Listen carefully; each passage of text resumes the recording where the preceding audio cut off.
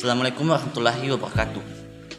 Halo semuanya, perkenalkan nama saya Muhammad Rada Syam. Saya merupakan mahasiswa program studi ekonomi syariah Institut Agama Islam Negeri Bone. Nah, dalam video ini saya ingin sharing kepada teman-teman semua tentang mengenai pengangguran dan bagaimana pula kita mengatasinya. Langsung saja, apa sih itu pengangguran? Pengangguran adalah sebuah golongan angkatan kerja yang belum melakukan suatu kegiatan yang menghasilkan uang. Pengangguran atau tunakarya merupakan istilah untuk orang yang tidak bekerja sama sekali, sedang mencari kerja, bekerja kurang dari 2 hari dalam seminggu, atau seorang yang sedang berusaha mendapatkan pekerjaan yang layak. Orang yang sedang mencari pekerjaan dan orang yang bekerja namun pekerjaannya tidak produktif pun dapat dikategorikan sebagai pengangguran.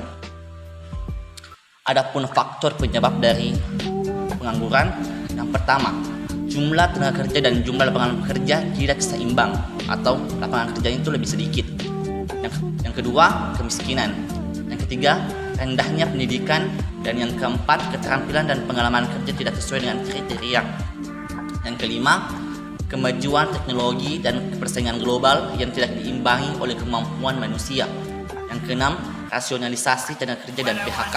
Yang ketujuh, penyediaan dan pemanfaatan tenaga kerja antar daerah tidak seimbang. 8. Kesulitan mencari lowongan pekerjaan karena budaya pilih-pilih pekerjaan. 9. Harapan untuk calon pekerja terlalu tinggi. Yang ke-10. Pengaruh alam dan musim. Yang ke-11. Ketidakstabilan perekonomian, politik, dan keamanan negara. Adapun jenis-jenis pengangguran, yang pertama jenis-jenis pengangguran berdasarkan penyebabnya. Yang pertama, pengangguran normal atau friksional. Pengangguran friksional adalah pengangguran yang disebabkan para suatu pekerja lain disebabkan para pekerja ingin bergeser atau berpindah dari suatu pekerjaan lain untuk mendapatkan pekerjaan yang lebih cocok. Cara mengatasinya, yang pertama, perluasan kesempatan kerja dengan cara mendirikan industri-industri baru, terutama yang bersifat padat karya. Yang kedua, deregulasi dan deregulasi di berbagai bidang industri untuk merangsang timbulnya investasi baru. Yang ketiga, menggalakkan program transmigrasi untuk menyerap tenaga kerja di sektor agraris dan sektor formal lainnya. Yang kedua, pengangguran siklikal. Pengangguran siklikal adalah pengangguran yang disebabkan perkembangan ekonomi yang sangat lambat atau kemerosotan kegiatan ekonomi. Cara mengatasinya, yang pertama, mengarahkan permintaan masyarakat terhadap barang dan jasa. Yang kedua, meningkatkan daya beli masyarakat. Yang ketiga, pengangguran struktural. Pengangguran struktural adalah pengangguran yang disebabkan oleh perubahan struktur ekonomi. Cara mengatasinya yaitu yang pertama, peningkatan mobilitas modal dan tenaga kerja. Segera memindahkan kelebihan tenaga kerja dari tempat dan sektor yang kelebihan ke tempat dan sektor ekonomi yang kekurangan. Yang ketiga, mengadakan pelatihan tenaga kerja untuk mengisi formasi keuangan atau lowongan kerja yang kosong. Yang keempat, pengangguran teknologi atau teknologi employment. Pengangguran ini terjadi akibat perkembangan teknologi yang mampu menggantikan tenaga kerja dan para pencari pekerja tidak memiliki kehandalan teknologi. Cara mengatasinya yaitu yang pertama, melakukan pelatihan bagi pekerja yang terdampak. Yang kedua, membuka lapangan pekerja baru yang padat karya. Yang ketiga, meningkatkan kualitas pendidikan. Yang kelima, menyediakan kredit pinjaman modal. Adapun jenis pengangguran berdasarkan cirinya. Yang pertama, pengangguran terbuka, open employment.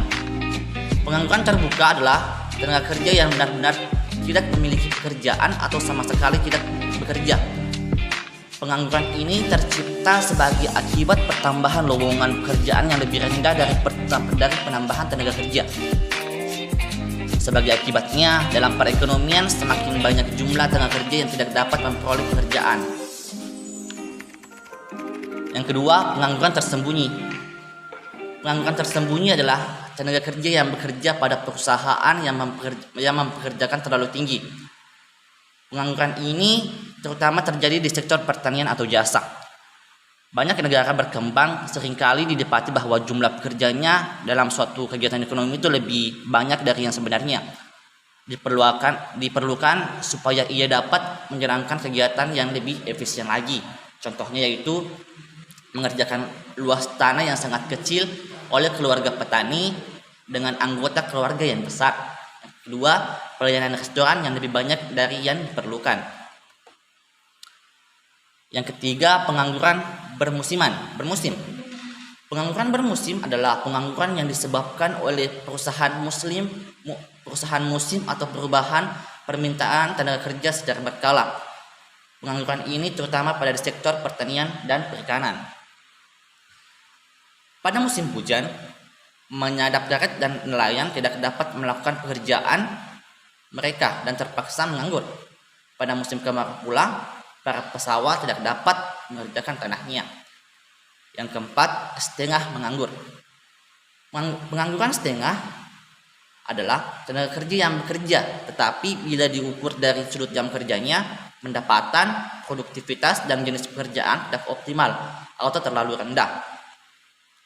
Pengangguran yang sebenarnya memiliki pekerjaan namun bekerja dengan jam kerja di bawah dari jam kerja normal atau kurang dari 35 sampai 40 jam per minggunya.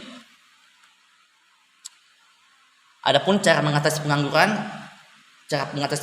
itu terbagi dari dua. Yang pertama, cara mengatasinya pengangguran secara umum dan dari pemerintah. Nah, secara umumnya yaitu yang pertama, memperluas kesempatan kerja.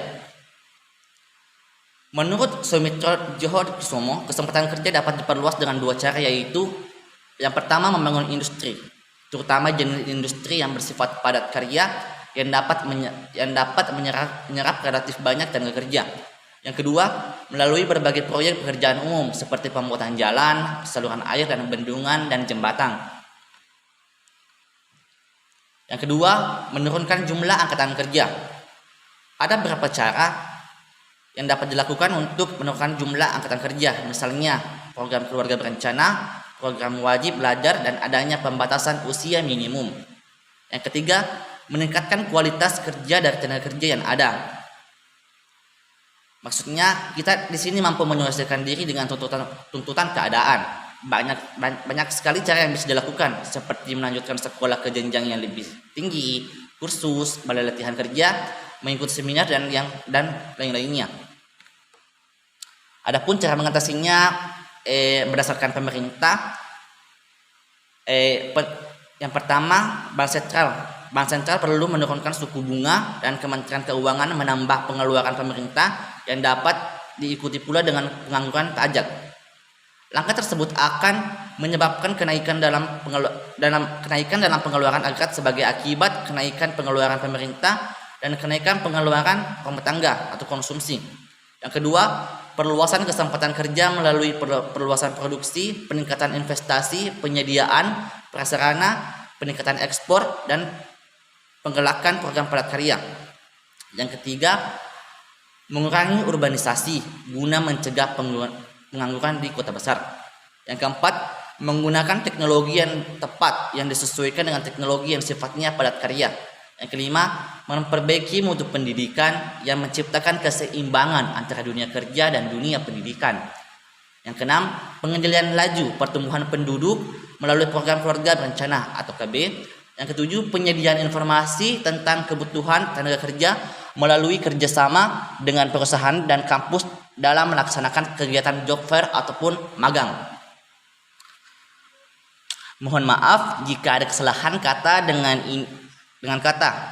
Semoga ini bisa bermanfaat bagi kita semua. Terima kasih telah menonton and see you. Wassalamualaikum warahmatullahi wabarakatuh.